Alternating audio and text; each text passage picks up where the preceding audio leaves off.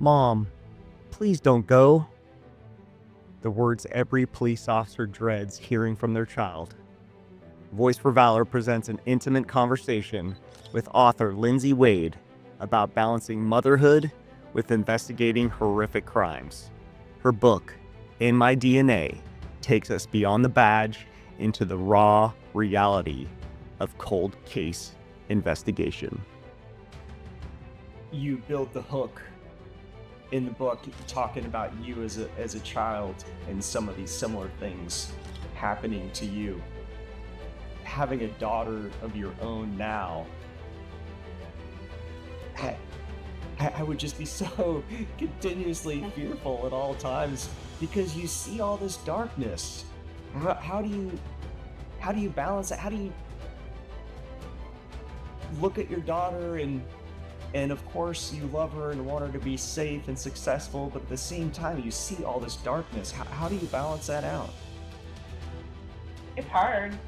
When she was younger, it was pretty scary. When we first moved to Tacoma, she was about 6, I think, when we moved to Tacoma. And prior to that, we lived way out in the country and, rural and not a lot of kids around. And so she was pretty contained, And then we moved to this neighborhood, similar to a neighborhood I grew up in.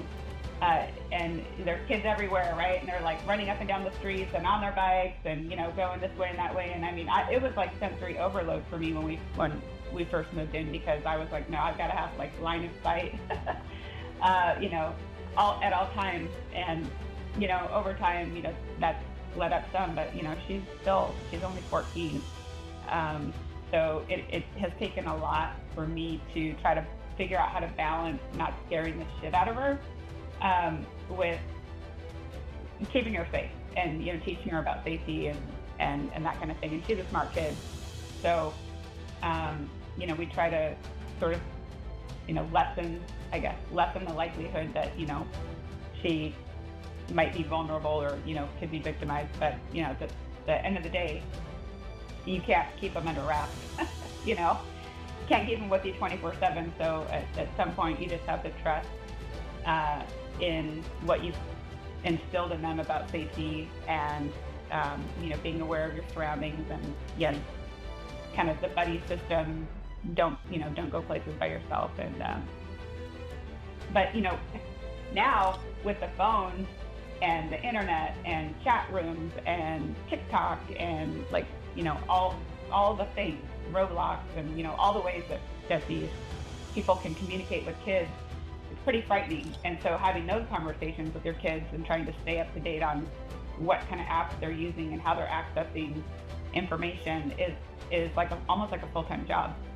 And that's even more scary, I think, than like sending them outside on the street to play because there's so much information that people can gather off the internet, and there's, kids don't necessarily understand that someone who says they're a 15-year-old boy on Roblox might be, a 50-year-old dude living in his mom's basement, who's, a predator. So that's, the balancing act. Yeah, just during those cases that you describe in the book, you must have had some 100-hour work weeks. Some of them that you were describing, what was a typical work week like when you were in the heat of an investigation? It depends. If it was one of the cases in the book was a child abduction that happened on the 4th of July, and that one we basically didn't have days off. We just kept on working, just 15, probably 15, 16-hour days every day. And so it kind of depends. And, with my work, I typically work as a detective, like a day shift, Monday through Friday with my assigned schedule, but, crime doesn't happen Monday through Friday, 8 to 5. So we had on-call rotation. So, you'd work your regular shift, but then you'd be on call. And if you got called out, you could be out all weekend, on a call out, because you don't just go out, take a report, and go home. You keep working the case. So, it's a lot. It's a lot of work. It's And to be honest, I was on call for about 14 years straight, and I just got completely burned out with being on call, because even when you're not working and you have a day off, when you're on call, you can't really do anything.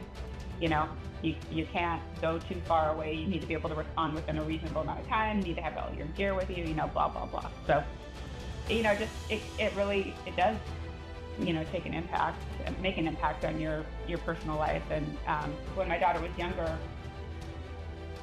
maybe she was like 4 or 5, I remember getting called out one night and, you know, going up to say goodbye to her, and, you know, she's just like, you know, Mom, don't go, you know, please don't go, you know, I don't want you to go. And it was just like heartbreaking, you know. And there were a few times like that where, you know, I'd be putting her to bed and she, you know, just like, please don't leave, I don't want you to go. And so that, yeah, that like, it'd be tough.